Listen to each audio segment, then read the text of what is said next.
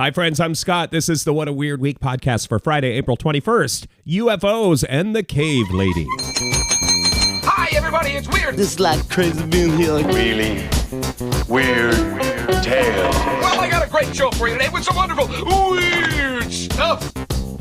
Thanks for coming back to the What a Weird Week podcast. If you're new, this is a weird top 10 list. It's the weird news stories of the week. We drop this every Friday or whatever you call it. Upload it. It's podcast day Friday, audio podcast, a show notes blog with all the stories we talk about, and a YouTube video. So you can get all that. If you click the show notes of your favorite podcatcher, you should see the link there. Or just remember shownotes.page, shownotes.page. 10. All right, here we go. Number 10 is how fast can you drink? Are you ready to set a world record? A German man just shattered the Capri Sun speed drinking world record.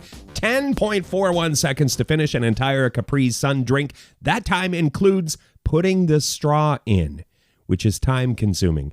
You can see the video in the show notes. If you're going to attempt this record this weekend, good luck, Godspeed, and be safe. Have a spotter. 9. Number 9, he made the news for an unusual act of generosity. The story broke last Friday after we published last week's episode of the What a Weird Week podcast. A fellow threw approximately $200,000 out of a car window and onto an Oregon highway. People pulled over, got out, grabbed some money. It was frantic for a while. Little bit of a dangerous situation.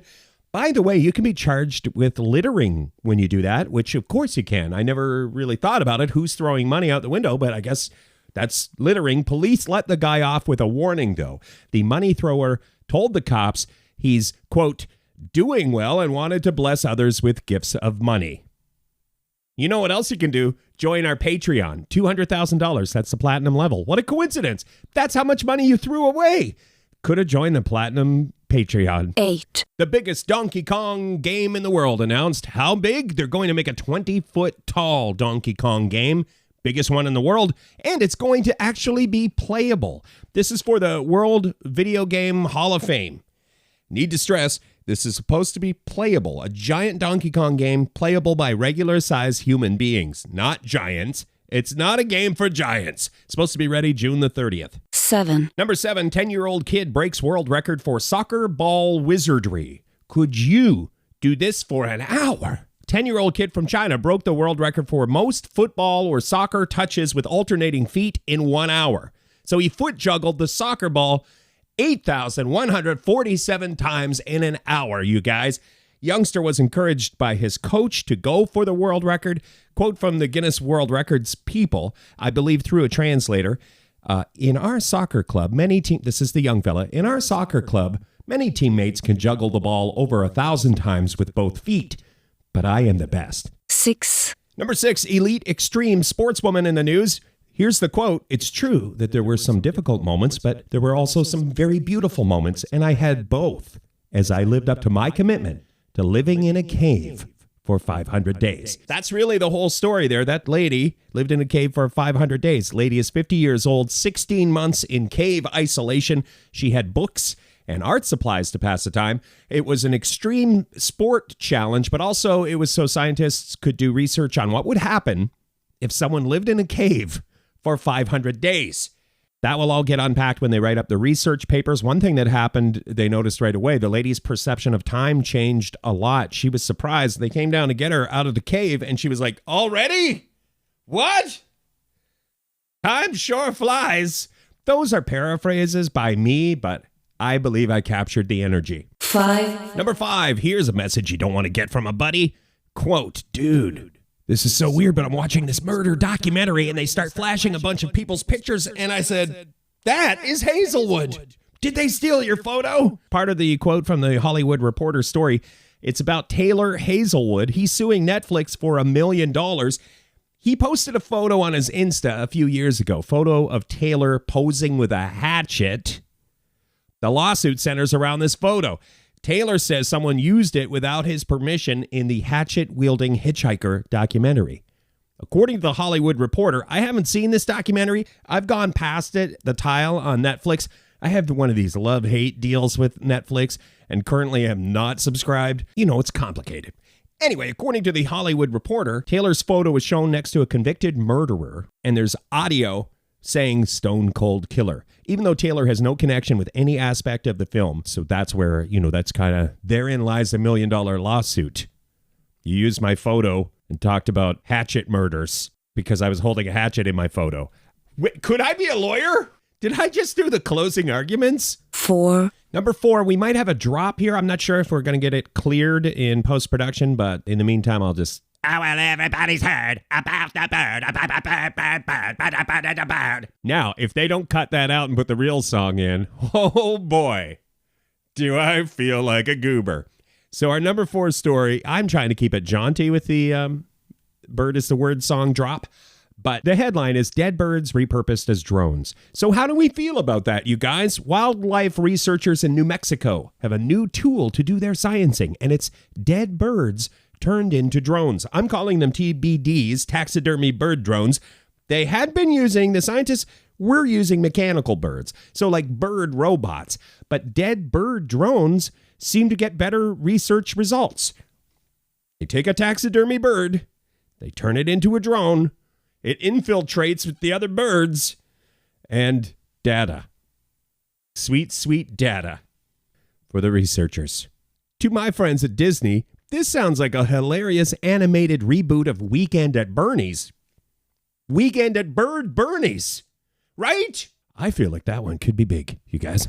Sorry about singing the bird is the word. Note to the producer, maybe cut that bird is the word part out. Might have been too strident. 3, Kyles of the world unite. Step 1, world record. Step 2, global domination. The city of Kyle, Texas wants to break the world record for most people with the same name gathered in the same place, and they're trying to spread the word to Kyles all over that on May 21st, you, Kyle, need to be in Kyle, Texas. This is their 4th try to break the record. So we need you, Kyle. I understand it's a lot. And if this is the first you're hearing of it, you got to get your ducks in a row. You got a month. But Kyle, give me something to believe in this world, Kyle. We need you. Guinness record right now belongs to a bunch of Ivans. 2,325 Ivans got together in Bosnia in 2017. So 2,325 is the record. Kyle, we need you. 2, Picture yourself doing push-ups for an hour. How many? Let's just pause for a moment. How many? Okay, I'm pushing and I'm not pushing anymore. I did 3 in my mind. What about you guys? The rest of the hour was spent recovering. An Australian man did 3,206 push-ups in an hour to get the world record. Fellow named Lucas, 33 years old. He trained for 2 years to attain this record. Before this, another Australian had the push-ups record, and before that guy, another Australian had the push-ups record. Australia dominates push-ups. Honorable mention. That rocket that exploded was all over the news and the social feeds this past week, so SpaceX sent a rocket up, Elon Musk's company. They were excited about space travel. The world seems to be excited about space travel again. And then the rocket blew up, hundreds of millions of dollars, and people started clapping. And when I saw that, I was like confused. And then I became more and more confused because obviously my tiny, tiny brain, I assumed that the rocket blowing up wasn't great. Then I saw Canadian hero Chris Hadfield. He's a hero, bona fide astronaut hero. He was on the news. And I thought, okay, well, he's going to give me the plain deal. He's going to tell me what's what about this explosion. You have it completely wrong, Todd. This was an enormously successful test flight. So I'm trying to understand how it's a good thing. And nope, still not there. Honorable mention number 2. Update on UFOs or UAPs. However you refer to them, the Pentagon continues to investigate them through the All-Domain Anomaly Resolution Office, AARO. Folks from that testified before a U.S. Senate committee on Wednesday. Part of that hearing was closed to the public, but part of it open. I'm not an expert. A lot of if you're an enthusiast, you've already heard a lot of the expert podcasters weighing in on this. But my take on those hearings is not a lot has changed. The government says most everything is explainable. UFOs are mostly just regular things that have been misidentified. Not all, but most. The government is leaning hard into the "it's not aliens" message also. They did show a video that has some weird sphere flying past. Pretty cool. Link in the show notes. And sightings. A lot of the news stories covering this past week said UFO sightings have increased, which is true. Reports of UFOs have increased. Oftentimes they go unreported. And now that there's a government committee, and people are getting paid by the government to investigate these, could be something there with as far as the numbers go. Anyway, the search for truth continues. 1. Number 1 is the harrowing hearse misadventure. And I'm going to try to be respectful here, but my gosh, this one's wild. The headline from Michelle Butterfield, Global News: weight of organ donor's body stops hearse from falling over cliff in Colorado.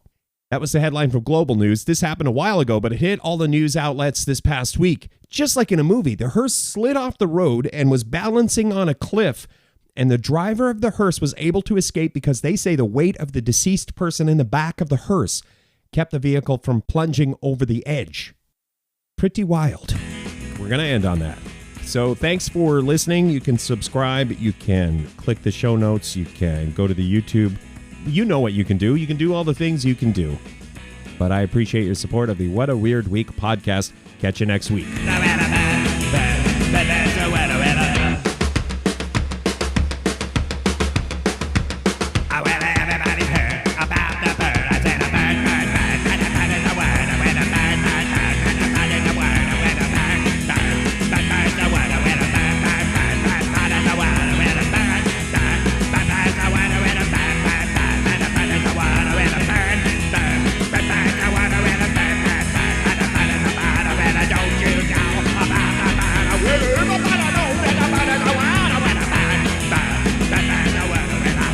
Surfing.